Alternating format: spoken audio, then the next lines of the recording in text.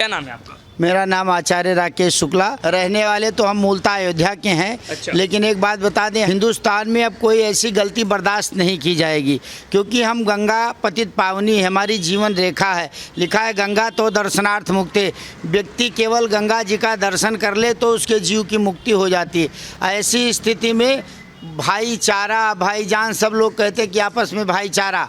अरे भाई, भाईचारा कहाँ से रहेगा? हम तुमको भाई माने, तुम हमको केवल चारा मानते रहो, खाने का काम करते रहो। हमारी इतनी पवित्र पावनी, वहाँ लाखों लोग, करोड़ों लोग देखते हो आखिर माँ गंगा में स्नान करते हैं। केवल एक कोई व्यक्ति मर रहा हो तो एक बूंद गंगा जल का डाल दो तो उसको मुक्ति हो जाती है। ऐसी स्थिति में जिन लोगों ने ऐसे कुकृत्य किया है उनको तो मैं कहता हूँ फांसी होना चाहिए। और इसलिए समाज में उन लोगों को अगर रहना है, भारत देश में रहना है, तो हिंदुस्तान के रीति रिवाज से रहना पड़ेगा। अगर उनके मन में कोई गलत फहमी हो तो गलत फहमी दूर कर दें। ये योगी जी का राज है, मोदी जी का राज है।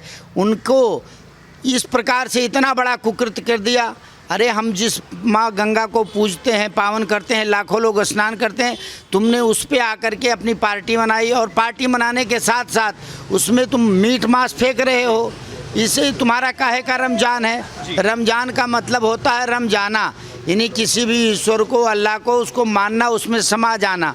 रमजान का कदाई अर्थ नहीं। ना इनको इस्लाम का ज्ञान है, इनको बिल्कुल इस्लाम का ज्ञान ही नहीं है। अरे श्री जी, सवाल वही है कि गंगा को माँ और गंगा के जल को जो है वो अमृत माना जाता है। उसके बावजूद जिन्होंने ये किया, उनका कहना है कि हमने वहाँ पर अड्डे फेंक कर कौन सी गलती कर दी? वहाँ पर कूड़ा कचरा भी तो फेंका जाता है। वहाँ के गंदे नाली का जो पानी है वो भी उसमें छोड़ा नहीं जाता है। गंगा जी का पहले वहाँ जाता था, वहाँ भी नहीं है। और कानपुर में और प्रयागराज में कई जगह पर जो है उसकी व्यवस्था की जा रही। इसका मतलब ये नहीं है कि तुम जा करके गंगा जी को हमारे अपवित्र करोगे। गंगा जी में कोई मांस डालने नहीं जाता है। आप बनारस में जिस जगह उन्होंने ऐसा कुकृत्य किया, देखते हैं लाखों तो व्यक्ति जब अंतिम अपना होता है वहाँ मुर्दा जलने के लिए आता है कि मुझे मुक्ति मिलेगी। ऐसी काशी की पवित्र पावन भूमि है और उस भूमि पे इन्होंने इनका जो कृत्य किया वो बर्दाश्त करने लायक नहीं। हम उनको कहते कि होश में आ जाओ, नहीं तो तुमको ये देश छोड़कर जाना पड़ेगा। तुम्हें इस देश में रहने का अधिकार नहीं है। तुमको रहना है तो कायदे में रहना होगा। देखिए, आप कह रहे हैं कि अगर ऐसे कुकर्म किए जाएंगे तो देश में रहने का अधिकार नहीं है, लेकिन आरोपी पक्ष कह रहा है कि ये देश किसी हिंदू का थोड़ी ना है, ये तो सभी का है। वो अपना बचाव करते ये तक कह रहे हैं कि ऐसे मुद्दों को भटकाने के लिए हिंदू मुस्लिम करते हैं। हिंदू मुस्लिम की बात नहीं है।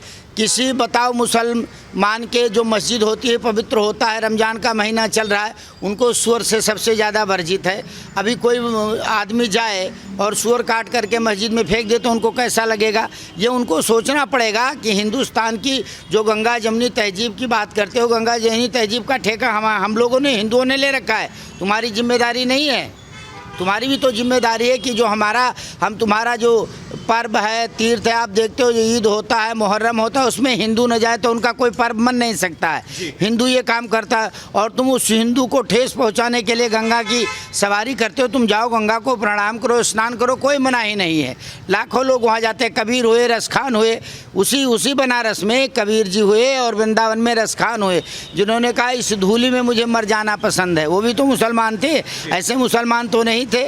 इसलिए उनको माफ़ी मांगनी चाहिए। मैं तो योगी जी से कहता हूँ ऐसे लोगों को पकड़ करके जेल में डाल देना चाहिए और आजीवन कारावास होना चाहिए। ऐसा नज़ीर पूरे देश में जाए कि ताकि कोई और ऐसी गलती करने की कोशिश ना कर सके। आगे भविष्य में हमारे तीर्थों में, चाहे वो अयोध्या हो, काशी हो, वृंदावन हो, हरिद्वार हो, बद्री केदारनाथ हो, कहीं ऐसा कोई कृत्य करने की हिम्मत ना कर सके। ठीक है, आपका क्या नाम है? सर मेरा नाम शिव कुमार तिवारी है। आप कहाँ से हैं सर? सर मैं बिलोंगता महाराज लोग की धरती से आता हूँ, जो उत्तर प्रदेश में एक श्रावस्ती है। और आपने देखा होगा उसी उत्तर प्रदेश के गंगा तट पर इफ्तार पार्टी करते हुए 14 आरोपियों ने जो एक ऐसा कुकर्म किया जिसने ना सिर्फ हिंदू धर्म बल्कि समस्त सनातन धर्म की जो पद्धति है उस पर चोट मारी। क्या कहना चाहिए? देखिए, जो ये गंगा जी हमारे एक हिंदू धर्म के सभी लोगों का आस्था का विषय है और हम लोग माता गंगा को प्रणाम करते हैं और इन्होंने हमारे आस्था के साथ में विश्वासघात किया। बाबा गोस्वामी तुलसीदास जी ने लिखा है, रामचरितमानस एक हमारा कांड है जिसमें लिखा है, दरस परस मज्जन अरूपाना, हरे पाप कहे वेद पुराना। हर लोग कहते हैं, उनके लोग कहते हैं, हमारे भी लोग कहते हैं कि गंगा जमुना की तहजीब होनी चाहिए। आप बताएं किस तरह से गंगा जमुना की तहजीब होनी चाहिए? वो हमारे ऊपर सर पे बर्छी तलवार भाला से हमें खेदते रहे, मारते रहे हमारे गंगा जी में, पवित्र गंगा जी में, उनको और खाने, ये केवल उनको एक बवाल हमारे अवधी भाषा में बवाल कहते हैं लड़ाई को। उनकी मनसा ही हर हमेशा यही रहती है कि हर हमेशा लड़ाई करे। लेकिन मैं उनको मुसलमान भी नहीं मानता हूँ। आप हमारे साथ चलिए, हमारे पास कम से कम जानने वाले 1000 मुसलमान हैं जो उनके हर एक पर्व और त्यौहार में हम लोग सम्मिलित होते हैं, वो हमारे त्यौहार में सम्मिलित होते हैं। यहाँ तक कि आपकी माघ के महीने में जब अर्धकुंभ लगा था, तब हमारे साथ में हमारे साथी कई मुसलमान वहाँ पे स्नान करने गए थे।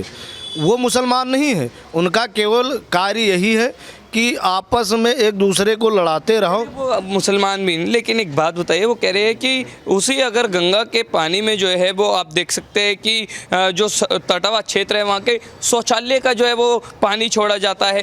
हिंदू जो है वो स्नान करके शौचालय करते हैं, कूड़ा फेंकते हैं, तो आप उस पर क्या कहना चाहेंगे? देखिए, ऐसा ये जो वो कह रहे हैं ये बिल्कुल निराधार है। सुनिए भाई साहब, ये बिल्कुल निराधार है और कभी भी ऐसे नहीं होता है तो कि क्या नाम है, जैसे सीवर का जल जाए, वो जिस तरह से पानी बता रहे हैं कि गंदा पानी जाता है, कहीं नहीं है। हर साल में हर हमेशा गंगा की सफाई होती है। उनको गंगा का मतलब ही नहीं पता है। अरे मुँह से तो बहुत कुछ निकलना चाहता है और कहने का दिल भी है, लेकिन बस ये है कि क्या कहूँ।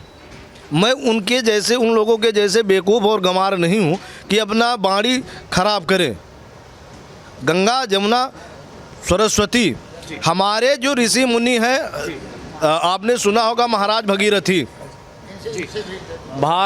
भागीरथी जी जो थे, हजारों वर्ष तक के तपस्या किया था, तब माता गंगा को यहाँ पे लेके आए थे भूमि पर। हजारों वर्ष तक के तपस्या करने के बाद में गंगा जी वापस आई थी। इसीलिए आज देखो जो माता गंगा के साथ में ऐसे कर रहे हैं, ऐसे कृत्य कर रहे हैं, इसीलिए देख लेना एक दिन हमारे भारत भूमि में ऐसा होगा कि आपातकालीन ऐसी दुर्दशा आ जाएगी कि लोगों को खाने के लिए अन्न नसीब नहीं होगा। ये केवल उनका कर्म ही है। तो आचार्य जी, इस जो 14 आरोपी गिरफ्तार हो चुके हैं, क्या कार्रवाई की मांग करते हैं उन पर? हम तो सरकार से यही निवेदन करते हैं कि जो अगर ये हमारे पास एक मोबाइल में स्क्रीनशॉट भी है, हमने कहीं से देखा था, तो वही अभी इसका स्क्रीनशॉट लिया था जी। जिस तरह से इसमें मैं नहीं बोल रहा हूँ, लेकिन जो ये स्क्रीनशॉट हमने लिया है, आप भी अपने कैमरे के अनुसार इसको देख सकते हैं जी। ठीक है, ये जो 14 आरोपियों को इन्होंने पकड़ा है और पकड़ने के बाद में 17 मई की घटना है। 17 मार्च 2026 को गंगा नदी के नाव पर बैठ करके, हम लकड़ी को जिस नाव पर इन्होंने बैठ करके ये इतना घटिया कुकर्म किया उसको भी पूजते हैं। हमारे घर की माताएं बहनें या हम लोग कोई जाते हैं तो उस पर जो अगर बैठते हैं तो 2 रुपये गंगा जी में समर्पित करने के बाद में ही बैठते हैं जी। मैं सरकार से निवेदन करूंगा कि जो अगर इनको इसमें सख्त से सख्त सज़ा मिलनी चाहिए। नहीं तो आपसे बात करना चाहूँ आचार्य जी, क्या नाम है आपका? पवन कुमार शुक्ला, आप कहाँ से हैं? अयोध्या से। ठीक है, अयोध्या से आप है और अयोध्या से मुझे लगता है कुछ ही किलोमीटर दूरी पर जो है वो काशी विश्वनाथ और गंगा नदी है। अब उसी में जो है वो कुकर्म इतने एक नहीं बल्कि 14 मुस्लिम युवकों ने मिलकर वहाँ पर पहले इफ्तार की पार्टी की, फिर उसी गंगा के पवित्र जल में अड्डियाँ फेंकी है। क्या कहना चाहेंगे आचार्य जी? बहुत बड़ा गलती है उन्होंने जी, बहुत बड़ा, उनको सजा होना चाहिए। आज एक खबर और सामने आई, उसमें हम आपको बता दें, हैदराबाद के मौलाना सैयद अयूब ने योगी आदित्यनाथ को धमकी दिए, कहा है कि ईद पर अगर उनके अंदर हिम्मत है तो ना सिर्फ संभल बल्कि पूरे देश के मुसलमानों को सड़क पर नमाज पढ़ने से रोक कर दिखा दे। क्या कहना चाहेंगे? देखिए, ऐसे मुल्ला जिन्होंने कहा है उनकी कोई हैसियत तो है नहीं, वो केवल छोटी सी लोकप्रियता पाने के लिए ऐसी बात बोल रहे हैं। यूपी और देश कानून से चलेगा, कानून के राज से चलेगा, संविधान से चलेगा, शरिया से देश नहीं चलेगा। ये देश जो है संविधान से चलता है, संविधान से सबको रहने का हक है। संविधान से रहेंगे, कायदे में रहेंगे तो फायदे में रहेंगे। देखिए, कायदे में रहेंगे, फायदे में रहेंगे। आप संविधान का हवाला दे रहे हैं, वही हवाला मौलाना भी दे रहा है। वो कह रहे हैं कि अगर ये देश हिंदुओं का है तो मुसलमानों का भी है। वो कह रहे हैं कि अगर होली पर सड़कों पर रंग लगाए जाते हैं, क्राइम होता है, तो फिर नमाज पढ़ने में क्या आपत्ति है? कहीं सड़क रोक कर किसी को रंग नहीं लगाया जाता, घरों में खेला जाता है रंग, लोग रोड पर निकलते हैं। बताइए, होली में कोई दंगा होता हो, किसी दूसरे समाज को कोई करता हो, अरे भाई उसी प्रकार से तुमको मनाना है। तुम्हारे लिए मस्जिद निर्धारित की गई, अपने वहाँ जाओ, नमाज पढ़ो, अपना त्यौहार मनाओ, खुशी से ईद मनाओ। बहुत अपना खुशी से पर्व मनाओ। ये कोई ज़रूरी थोड़ी कि जब तक रोड तुम नहीं बंद करोगे तब तक अल्लाह प्रसन्न नहीं होंगे। अरे अल्लाह तो इबादत, तो खुदा जो भगवान होता है उसकी इबादत करो। तुम सच्चे दिल से इबादत करोगे, तुम्हारी स्वीकार करेगा। क्या रोड बंद करने से ही अल्लाह खुश होगा क्या? लेकिन आचार्य जी वो कह रहे हैं कि हम जेल के सराकों से नहीं डरते, हम पुलिस से नहीं डरते, हम इस बात से नहीं डरते कि योगी आदित्यनाथ क्या कहते हैं, हम मुसलमान हैं और सड़क पर नमाज पढ़कर रहेंगे। अब वो यूपी में आए तभी उनको पता लगेगा कि सड़क पर नमाज पढ़ने का, चैलेंज करने का क्या फल होता है। वहाँ योगी बाबा, बुलडोजर बाबा बैठते हैं, उनको सब।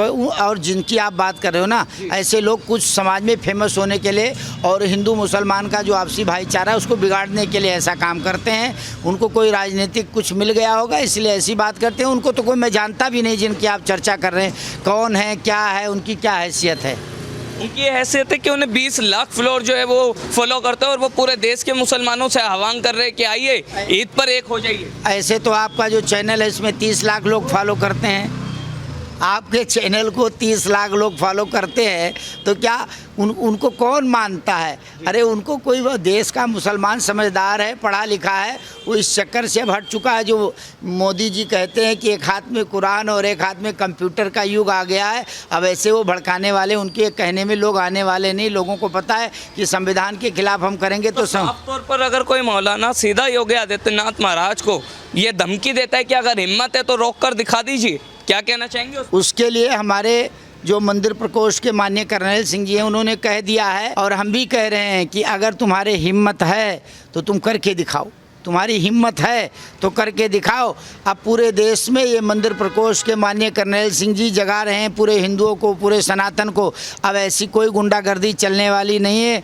कायदे में रहना होगा, नहीं रहोगे तो जेल के हवालात में तुमको जाना होगा। हिम्मत है तो करके दिखा देना। अब बताइए, कह रहे हैं कि कायदे में रहना होगा जब भी फायदा रहेगा, लेकिन मौलाना कह रहे हैं कि हम कायदे फायदे में नहीं फंसते, हम तो सड़कों पर जो है वो नमाज करेंगे। उस पर क्या कहना है? देखिए, मैं आपको एक बात बताऊं, मैं मौलाना साहब को तो पहली बार ना नाम ही सुने हैं ना मैं जानता हूं, लेकिन आज के हमारे जो मुस्लिम भाई हैं सारे पढ़े लिखे लोग हैं।